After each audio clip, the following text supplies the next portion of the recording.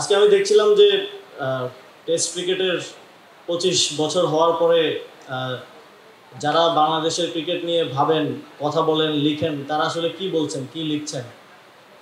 তো অনেকগুলো হতাশার গল্প সেখানে আমি দেখলাম, যে অনেকে যারা ক্রিকেট নিয়ে বিশ্লেষণ করেন, ভাবেন, কথা বলেন, হতাশার গল্প দেখলাম। তবে স্ট্যাটিস্টিক্স ঘাটতে গিয়ে আরেকটা জিনিস খেয়াল করলাম, শুধু হতাশা না, আমাদের আশার বাণীও আছে। আমরা যদি আমাদের তো 25 বছর হলো টেস্ট ক্রিকেটে, আমরা যদি যাদের 100 বছর হয়েছে, 60 বছর হয়েছে, তাদের সাথে তুলনা করি, তাহলে মনে হবে যে স্ট্যাটিস্টিক্স ওয়াইজ আমরা অনেক পিছনে। কিন্তু আমরা যদি দেখি যে যারাই টেস্ট মর্যাদা পেয়েছে তাদের প্রথম 25 বছরের পারফরমেন্স কেমন ছিল, সেই স্ট্যাটিস্টিক্সে কিন্তু বাংলাদেশ পৃথিবীতে চতুর্থ। এবং গোয়িং ফরওয়ার্ড আমি বিশ্বাস করি আগামীর দিনগুলোতে আমাদের সম্ভাবনা আছে, সুযোগ আছে, এই স্ট্যাটিস্টিক্সটা আরও বেটার হবে। আমরা পেছনের দিকে না তাকিয়ে সামনের দিনকে আরও গৌরবোজ্জ্বল, আরও সম্মানিত করার জন্য আমাদের পক্ষ থেকে যতটুকু এফোর্ট দেওয়ার, যতটুকু কাজ করার সুযোগ আছে, সেই সর্বোচ্চটুকু দায়িত্ব পালন করতে চাই অ্যালং উইথ বিসিবি। এবং বিসিবির সাথে আমাদের যেই একটা সুন্দর কোঅর্ডিনেশনের মাধ্যমে এখন কাজ চলমান আছে, আমি আস্থা রাখতে চাই ভবিষ্যতেও যে কোনো সময় এই সমন্বয়টা বজায় থাকবে। কারণ মন্ত্রণালয়ে, তারপর ক্রিকেটীয় সংস্থা হিসেবে বিসিবি, এবং যে কোনো স্পোর্টসের ক্ষেত্রে সেই স্পোর্টসের দায়িত্বশীল ফেডারেশনের সাথে মন্ত্রণালয়ের কোঅর্ডিনেশন না হলে খেলার কী অবস্থা হয় সেটা আমরা দেখেছি। বিগত সময়ে আমরা দেখেছি যে বাফুফের কী পরিস্থিতি ছিল, কিন্তু এখন একটা ভালো কোঅর্ডিনেশনের ফলে আমরা ভালো করছি ফুটবলে, এবং ক্রিকেটেও আমরা আরও ভালো করব ভবিষ্যতে। এবং বাংলাদেশের সম্পূর্ণ স্পোর্টসেরই একটা নতুন করে রিব্র্যান্ডিং প্রয়োজন, সেজন্য আমাদের সকলকে একসাথে কাজ করতে হবে।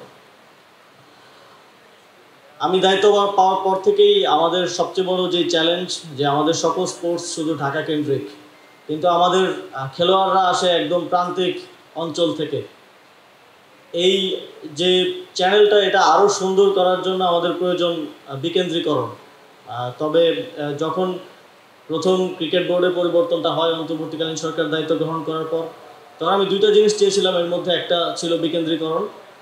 তবে আজকে সেটা ক্রিকেট বোর্ডের অন্যতম গুরুত্বপূর্ণ এজেন্ডাভুক্ত হওয়ার কারণে, এবং যখন আমি দেখলাম যে ক্রিকেট বোর্ডের নবনির্বাচিত প্রেসিডেন্ট তিনি বিভিন্ন অঞ্চলে, বিভিন্ন জোনে গিয়ে গিয়ে বিকেন্দ্রীকরণকে প্রমোট করছেন, এবং ক্রিকেট বোর্ড আজকে যে ঘোষণাটা দিল 4টা জোন করে সেখানে মিনি বিসিবি স্থাপন করা, আমার মনে হচ্ছে যে বিকেন্দ্রীকরণের যেই উদ্যোগ বা যেই কথা আমরা বলছি সেটা বাস্তবে রূপান্তরিত হচ্ছে।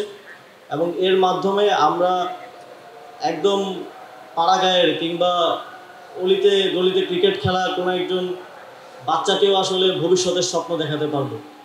তাকেও আমরা এই বিশ্বাসটা দিতে পারবো যে সে যদি ভালো করে, তার মধ্যে যদি ট্যালেন্ট থাকে, সঠিক পরিচর্যার মাধ্যমে তাকে আমরা বাংলাদেশ দলে খেলার সুযোগ করে দিতে পারবো। বিকেন্দ্রীকরণের অংশ হিসেবে আমরা মন্ত্রণালয়ের পক্ষ থেকে একটা ঘোষণা আজকে দিতে চাই। আমরা ইনফ্রাস্ট্রাকচারাল ডেভেলপমেন্টের জায়গা থেকে আমাদের, আপনারা জানেন স্কুল ক্রিকেট, অনেকগুলো স্কুল ক্রিকেটে ভালো করে, আমরা সেই জায়গা থেকে একটা অ্যাসেসমেন্ট করে বিসিবির সহায়তা নিয়ে 100টা স্কুলের মাঠে আমরা সিনথেটিক পিচ স্থাপন করে দেব।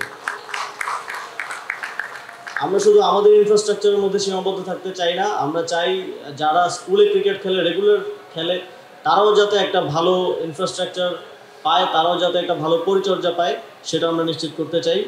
সর্বোপরি আমরা মনে করি যে একটা ভালো ক্রিকেটিং ইকোসিস্টেম তৈরির মাধ্যমে আমাদের আগামীর ভবিষ্যৎ শুধুমাত্র সম্ভাবনার, এবং সেই সম্ভাবনার দ্বার উন্মোচিত হওয়া সম্ভব আমাদের সকলের আপ্রাণ প্রচেষ্টা এবং পরিশ্রমের মধ্য দিয়ে।